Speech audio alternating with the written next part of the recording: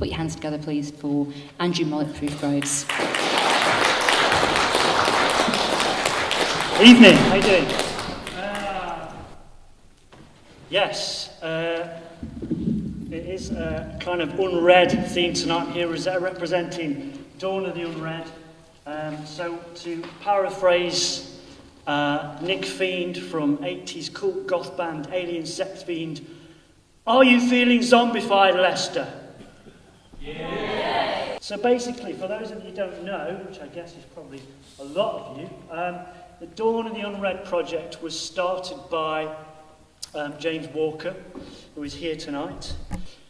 So James being James, he came up with the idea of putting together this project called Dawn of the Unread, which essentially was taking 10 Nottinghamshire-based writers and 10 national and international writers, putting them together so that they would create 10 chapters for an online, interactive, zombie-based graphic novel that would appeal to younger people.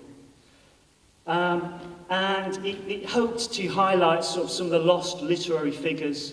Whether you know, I don't know if you know this or not, but in terms of literary figures in Nottingham, we've got Lord Byron, D.H. Lawrence, Alan Sillitoe, and the list goes on.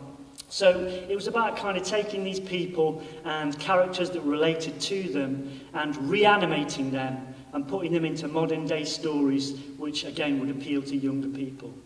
And the character that I was given is somebody I came across a few years ago, which is kind of a little-known Nottinghamshire character called the 5th Duke of Portland.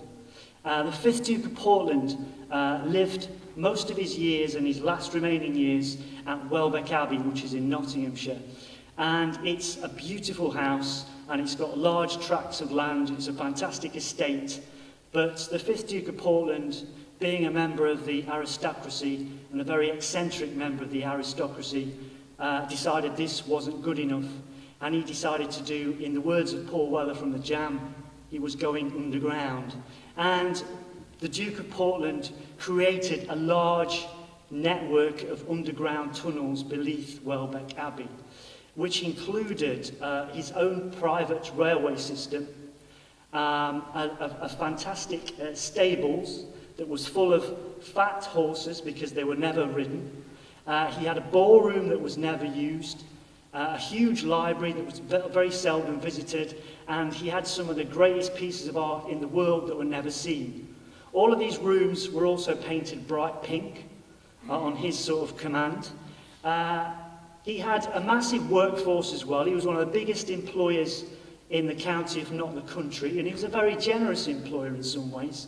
As well as paying his staff a fairly decent wage, he would also issue them, each and every one of them, with a free umbrella, whether they wanted one or not.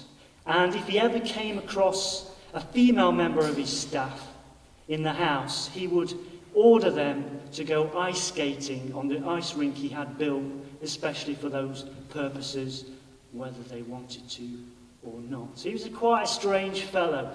And as well as being fairly eccentric in mind, he also had a fairly eccentric appearance. He would very often be seen wearing a 3-foot-tall stovepipe hat. He would invariably wear up to 3 frock coats at the same time, whether it was winter or summer. In the top pocket of his frock coat, he often carried a live mole. And for whatever reason, he used to tie bits of string to the bottoms of his trousers. He was a fairly eccentric character. So we thought he was an ideal character to feature in Dawn of the Unread. And this is a piece, really, which is based on the sort of story I wrote for Dawn of the Unread and the Duke of Portland. So I wanted to take you on a journey beneath the weight of a century and its spare change seasons, under jet fighter trails, a future and reason, wrapped in ambiguity and garments of wire, the house that never rests, welcomes or smiles, We're tunnel spreaders' arteries, pulsing under woodland skin, where bleeding gaslight scabs old wounds from long forgotten things. Where ghosts of obese horses stare forever at themselves, where no dancers waltz to memories and distant church bells. Where time takes a holiday and masterpieces hide to consider tin box options and oil-based suicides.